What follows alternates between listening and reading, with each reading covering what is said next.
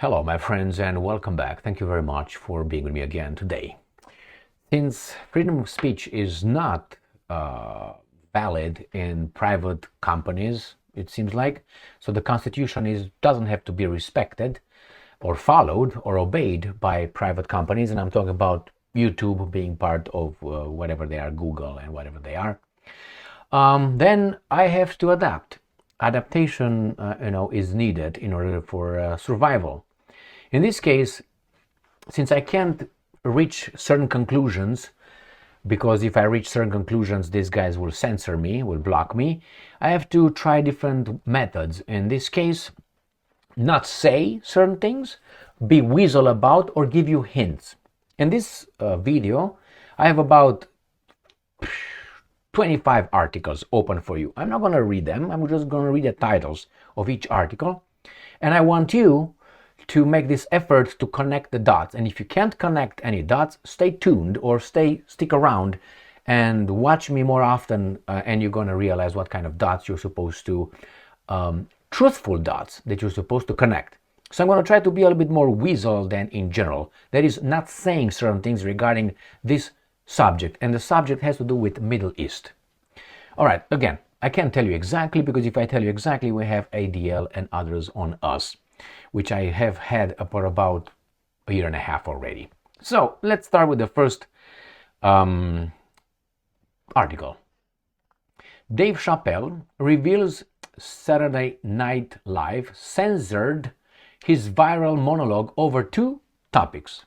So he said, I've been told I can talk about anything but two subjects. Now, this is America. This is America.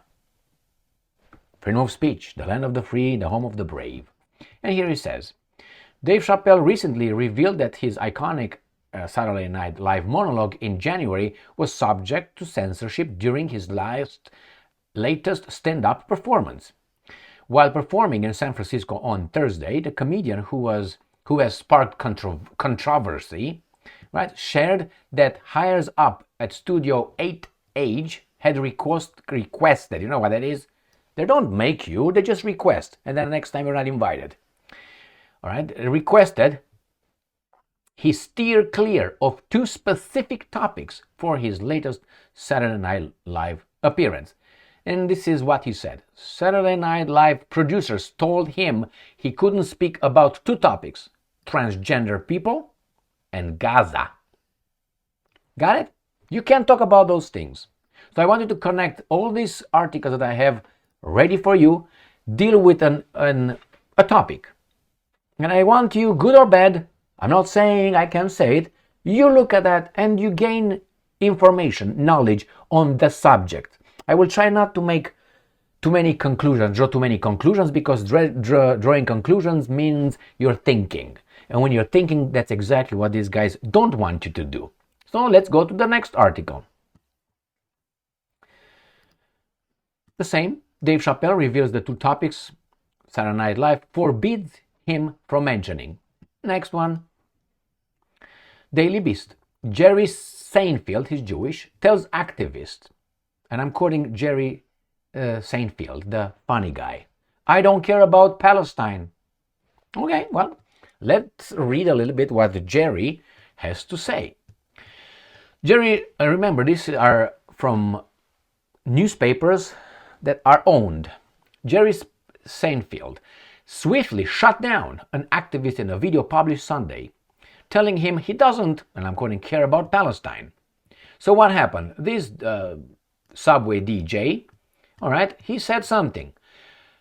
It appears that the video was taken outside an event celebrating the 50th anniversary of Saturday Night Live at Radio City Music Hall Friday night, as the two proceeded to pose for a picture.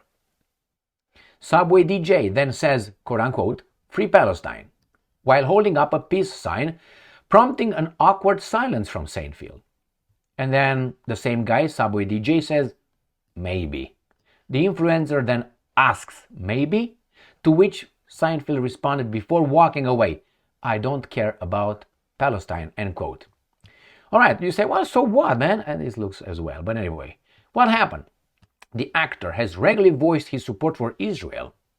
And he says, I lived and worked on a kibbutz in Israel when I was 16, and I have loved our Jewish homeland ever since. Nothing wrong with that. My heart is breaking for these attacks and atrocities. Mine too. But we are also very strong people in our hearts and minds. We believe in justice, freedom and equality. Equality of what? He continued. We survive and flourish no matter what. I will always stand with Israel and the Jewish people.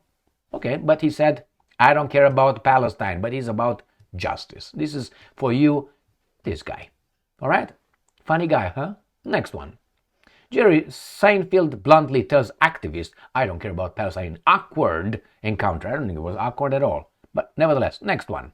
South Africa issues statement on ICJ case against Israel. The US has ordered aid to Pretoria to be cut, partly due to an ongoing genocide case. So these guys, South Africa, they provided a case to the ICC court in The Hague, claiming that those guys committed some genocide in Middle East. And then the ICC court issued an arrest warrant for Netanyahu and for Mr. Gallant, which used to be the defense minister of Israel, the guy who said that these guys are animals and so on. So what did America do for that? They're going to find something to hurt South Africa, but not only imposing sanctions like they did. Look here. ICC reacts to Trump sanctions. So Trump imposed sanctions on ICC. Next one. Not the Jaguar, which is not English anymore. CNN, Trump freezes aid to South Africa over controversial land law, claiming discrimination against white farmers. No. He doesn't give a fuck about that because that has been happening for decades. I know about the necklacing, is that what it was? I'm very familiar with the white farmers in my friends in Zimbabwe and the ones in South Africa. And the United States of America did not do anything, including Trump, the first time and now. Now he finds the pretext for the whiteys to hurt South Africa, but actually it's because the ICC court ruling, my friends. That's my... you connect the dots. I'm sorry, I said too much already. All right, let's see what this guy is saying here. And here it is. Not there. All right. I gotta fuck up this right here. Ready?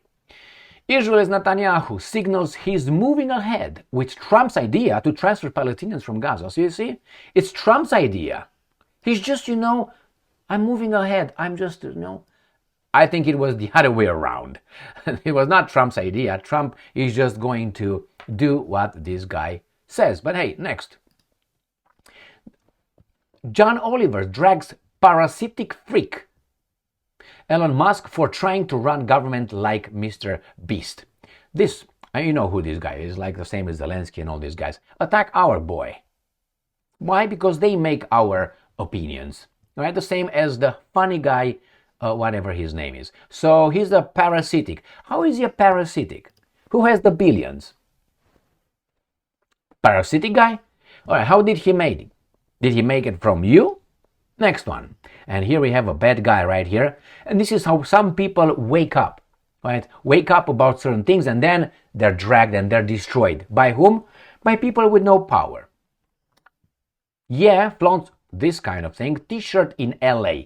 The US rapper turned designer said it had always been his dream to wear the symbol in public. Now that's in free societies, that's what he did. And people with no power in the US society did not do anything to him, but more than slashed his wealth.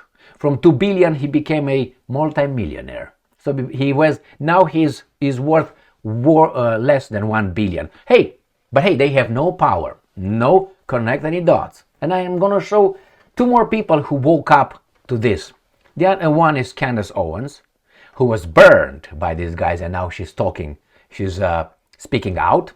Only when she was burned by Mr. Ben Shapiro Stein. And then the other one is, yes, Joy Reid, is that how the race lady? She said that let me find the article for you here. Right there, ex-MSNBC host Joy Reid went on anti-Semitic rant about COVID former staffer claims. So she turned, and she said this right here. Former MSNBC host Joy Reid went, and I'm quoting, on a vile anti-Semitic rant in which she blamed Orthodox Jews for the spread of COVID-19 in New York City, a former production assistant at the network claims. And this is what she said. In the summer of 2020, the lefty former The Reid show host allegedly ripped Orthodox Jews, saying that they only care about themselves and are in their own bubble, and accused the group of reckless behavior during the pandemic, according to the PA. Now, I don't know if that's true or not, but this is what I don't... I mean, some of us have our awakening. Read that book. They have it, by accumulating information and knowledge. That's what I'm doing right now. Some people, when they are directly hurt by the group, then they have the awakening. And I'm going to give you, as I said, 2 examples.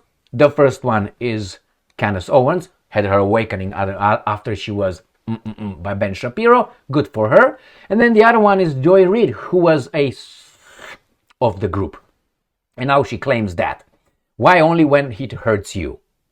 Well, some people don't have the ability, some people are like that. Nevertheless, better later than never. Correct? Correct. Let's go to the next one. And this comes from the Ukrainians. Can you believe that? Ukrainska Pravda. Senator Sanders says that Trump, our president, lies about Ukraine and Zelensky. Now, Zelensky is Jewish, Sanders is Jewish. So Trump lies about Ukraine and Zelensky and Europe while causing up to Putin. Putin is European, Trump is European, Sanders is Jewish, Zelensky is Jewish. No, it's just a coincidence. Right there, this guy, a communist. They used to ride high on Soviet Union. That's why they don't like Putin. He kicked them out. Now, this, oh, not you. What's going on with you? You want me to a commercial here? I don't want you. Right? Oh, wait, right here.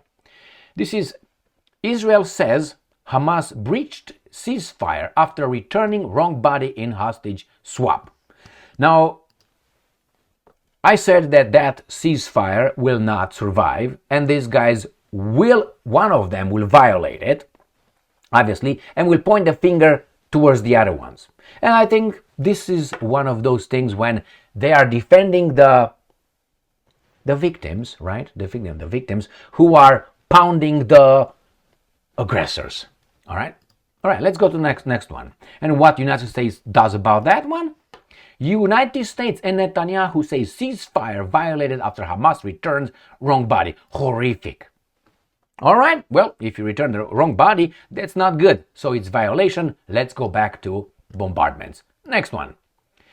Who's who, what's what? Have you ever wondered how these guys are just a little bit better than you and I?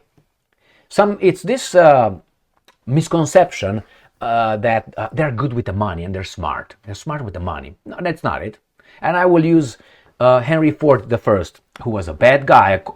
We are supposed to hate him, Henry Ford. They tell us he was an anti-this and he was a bad guy. I love Henry Ford I. I love him very much. So he said no, in his book, The International, he said, no, if you make sure that they stick by the rules, and you make sure they don't break the rules, they will not exceed in anything. They're as good as us. That's what he said. So nowadays you find all kind of tycoons, especially in the intelligence. We have the information, like Zuckerberg, and it's not a coincidence. You think it's a coincidence? I don't think it is.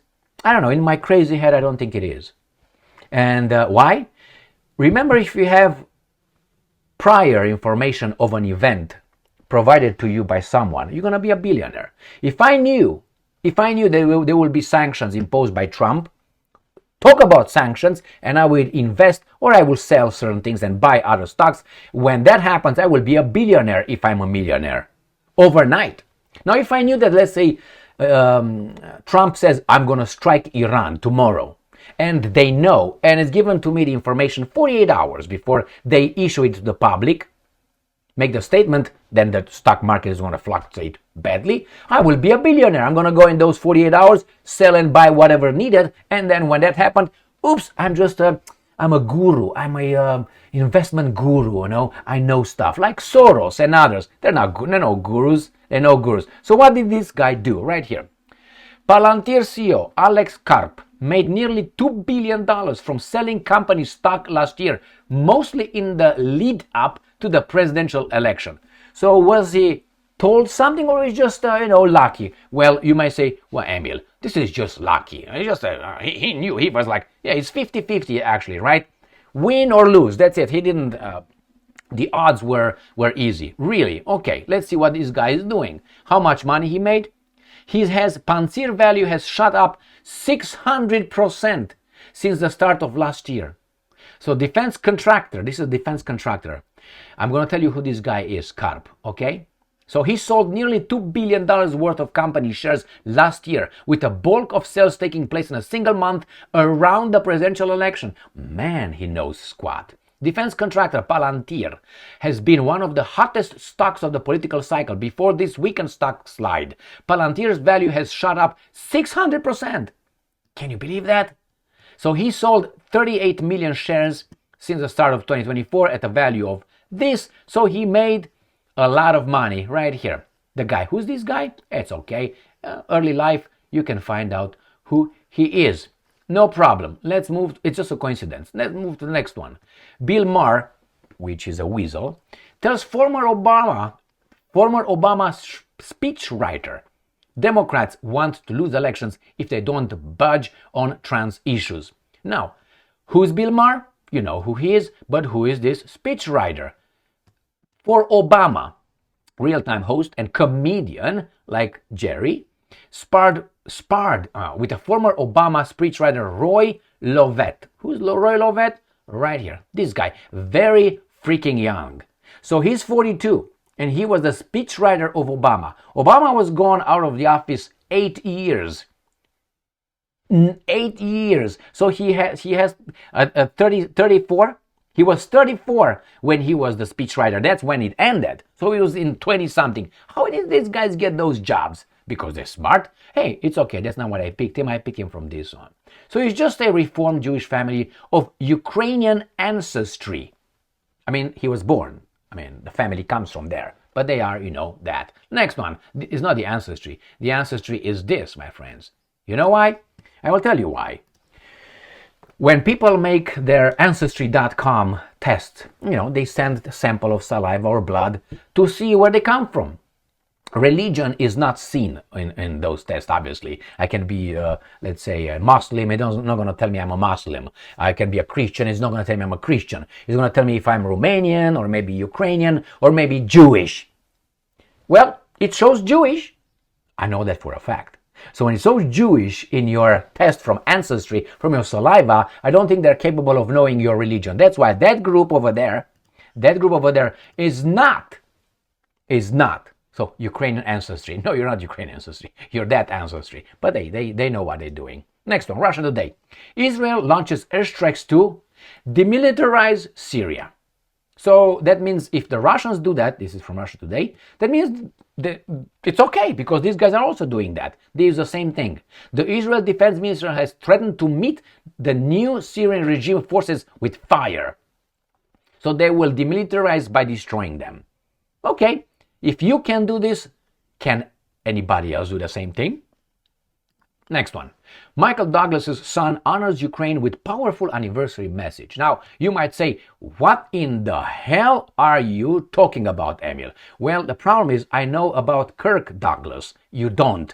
Yeah, they're a very beautiful actor who took probably the roles from other actors. Why? Promoted by the studios that are owned by his group.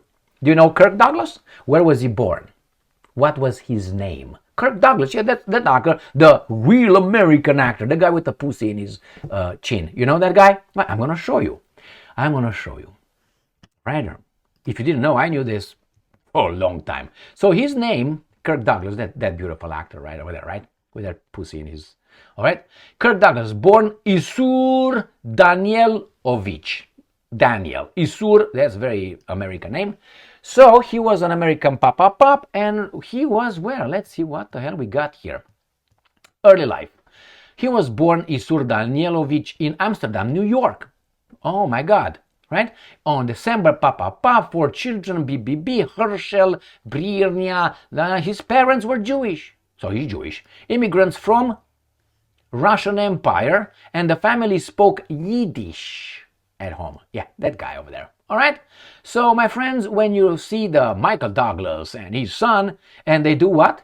They honor Ukraine with powerful. No, they don't honor Ukraine. I tell you why, because they're born in Russia, right? They're Russian ancestry. No, they honor Zelenskyy. Why? You know, Zelenskyy has a certain kind of Ukrainian ancestry. So, let's move to the next one. Let's see what these guys are doing, the good people. Israel cuts off Gaza aid to pressure Hamas to accept a new ceasefire proposal. You know what's that called?